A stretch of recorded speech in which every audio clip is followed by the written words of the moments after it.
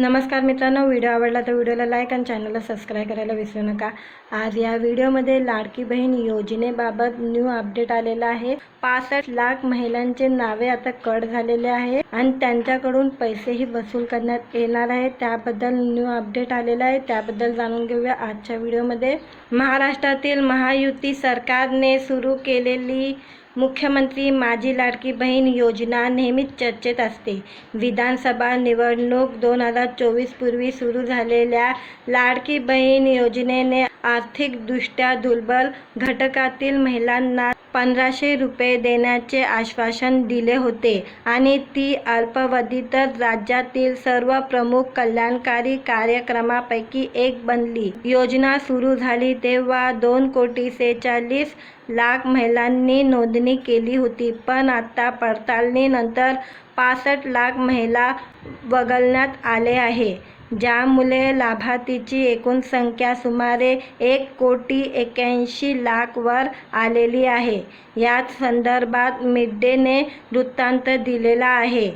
अपात्र लाभार्थींनी योजनेचा लाभ घेतल्याच्या अहवालानंतर राज्य सरकारने 2025 मध्ये पडताळणी मोहीम सुरू केली। नोव्हेंबर 2025 पासून ही प्रक्रिया अनेक वेळा वाढवण्यात आली आणि अनेक अंतिम मुदत आल्या आणि गेल्या, पण सरकारने स्पष्ट केले आहे की 30 एप्रिल ही अंतिम मुदत असेल, ज्यामुळे मुदतवाढीचा शेवट झाला।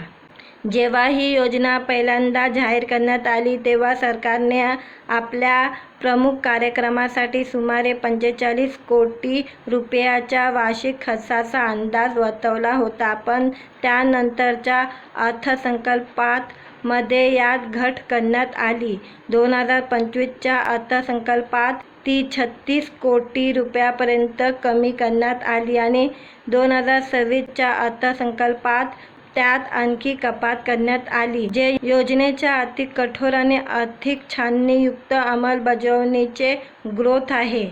सरकारी अधिकाऱ्यांच्या म्हणण्यानुसार पडताळणी प्रक्रियेतून वगळण्यात आलेल्या सुमारे 65 लाख लाभार्थींकडून निधी वसूल करण्याची तयारी सुरू आहे। अधिकाऱ्यांचे म्हणणे आहे की जेव्हा शक्य असेल तेव्हा अपात्र व्यक्तींकडून निधी वसूल केली जाईल। लाडकी बहीण योजनेच्या लाभार्थी महिलांना मार्च महिन्यापासून हप्ता अद्याप मिळालेला नाहीये।